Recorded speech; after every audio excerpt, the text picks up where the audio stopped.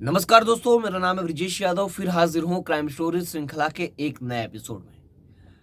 आज से आप लोगों को 2 महीने पहले याद हुआ होगा, जहां पर रेलवे स्टेशन पर पिता पुत्र ट्रैक पर जाकर सो गए थे और सामने से आई ट्रेन रौंद कर चली गई थी। अब इस केस में एक बड़ा खुलासा हुआ है और खुलासा लोगों को हजम नहीं हो रहा है कि ऐसा भी हुआ था।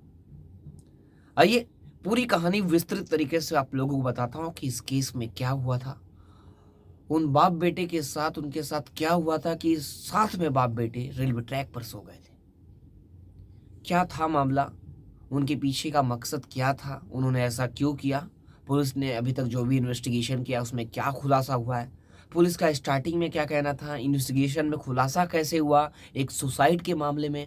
आइए पूरी कहानी और पूरा केस विस्तृत तरीके से आप लोगों को बताता हूं। आज से जो अगस्त का महीना चल रहा है, एंडिंग चल रही है अगस्त की 2024, आज से लगभग 2-3 महीने पहले, यानी जुलाई का महीना। जुलाई बस शुरुआत हुई थी, बारिश का सिलसिला जारी था, बारिश हल्की हल्की हो रही थी।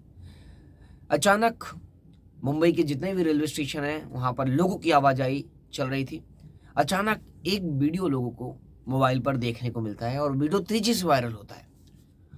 लोगों को कहीं खबर देखने को मिलती है तो कहीं सीसीटीवी देखने को मिलता है, और भी वो सीसीटीवी मुंबई से सटा एक रेलवे स्टेशन है, भाईंदर रेलवे स्टेशन, जो चर्चगेट और विरार के जो लाइन है उस पर आता है।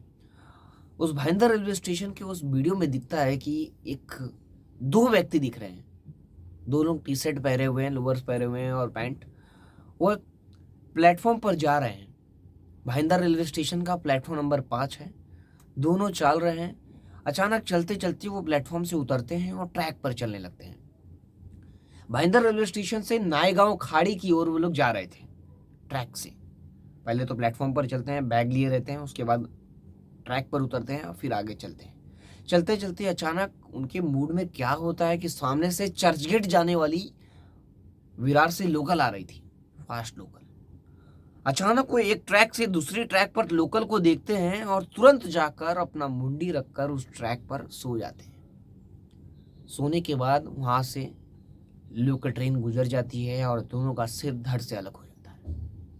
दोनों की मौके पर ही मौत हो जाती है।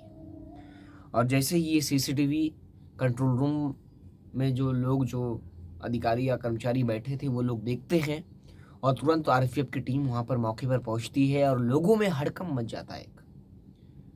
हड़कंप मच जाता है। उसके बाद मौके पर पहुंची आरपीएफ की टीम ने बॉडी को कब्जे में लिया और पोस्टमार्टम के लिए भेज दिया। अब सबसे बड़ा सवाल ये था आरपीएफ के सामने और पुलिस के सामने कि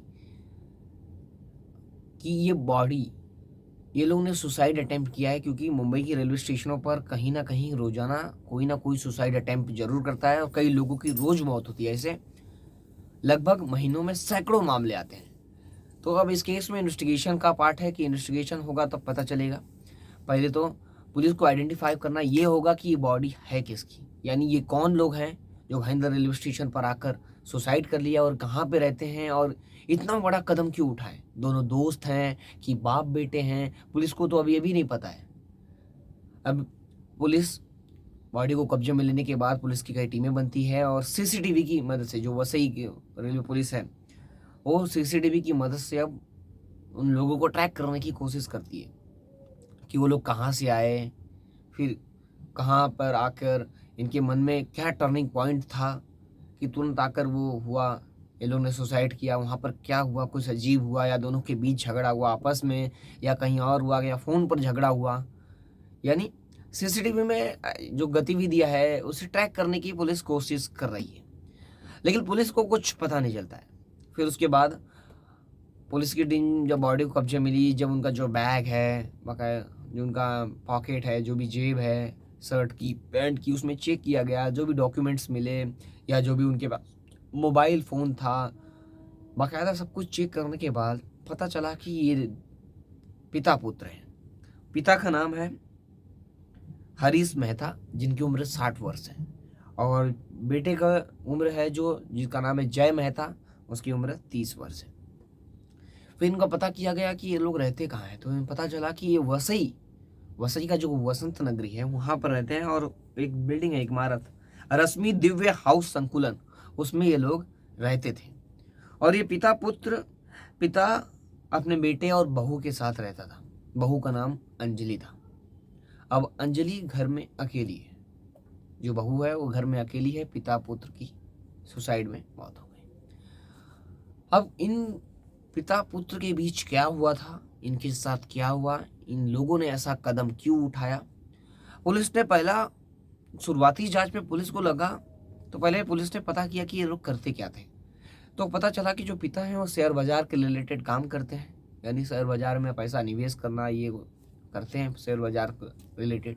और जो बेटा है वो डीटीपी ऑपरेटर है, ये पता चला।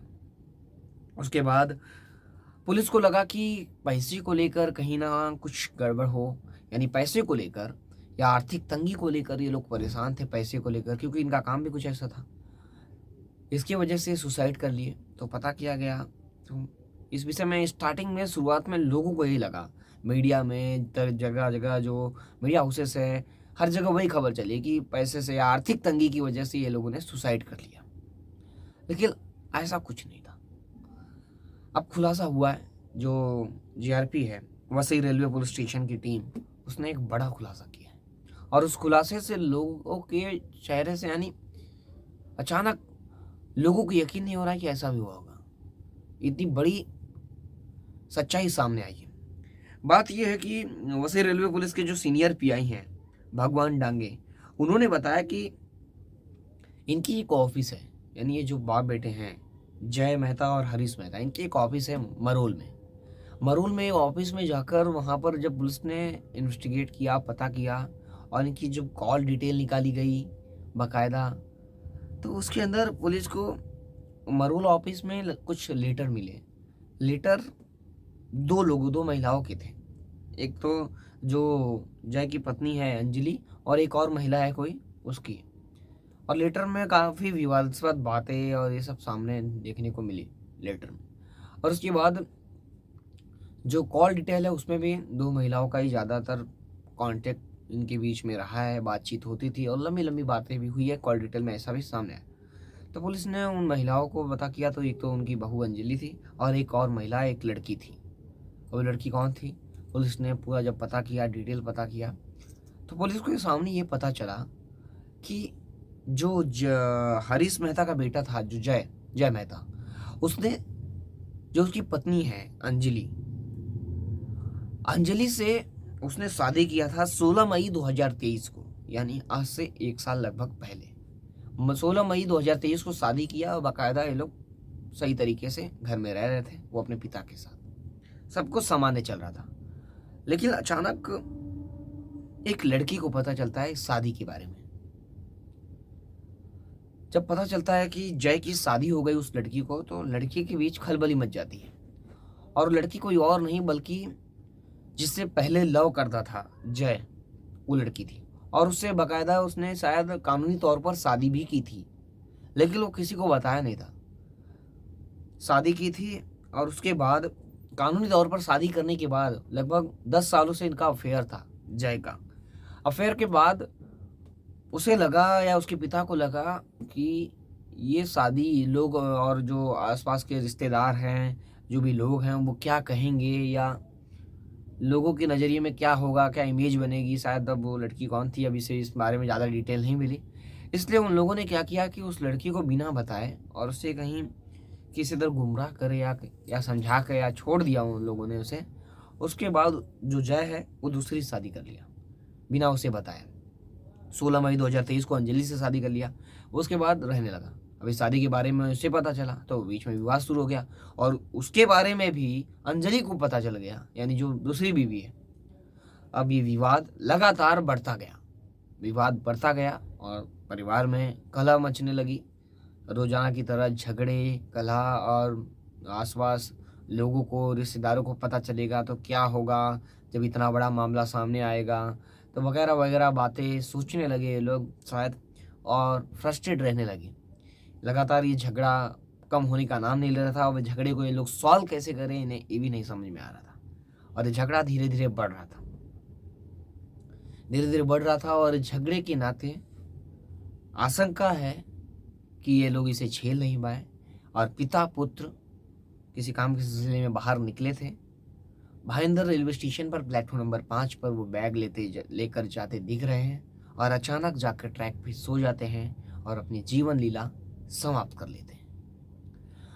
अब इस केस पर आपकी क्या राय है, कमेंट करके जरूर बताएं, क्योंकि हमने 1-2 महीनों के दरमियान कई सुसाइड के केस देखे। कभी अटल सेतु पे, कई बांद्रा सी लिंक पे, जहाँ पे एक कार खड़ा करके कि वह कूद रहा है, फिर एक महिला कूद रही थी, कैब ड्राइवर ने उसका बाल पकड़कर फिर किसी तरह लोगों ने बचाया उसे, पुलिसकर्मी ने। आपने कई वीडियो देखे होंगे, अगर मुंबई में आप लोग एक्टिव होंगे या इंस्टाग्राम देखते होंगे तो।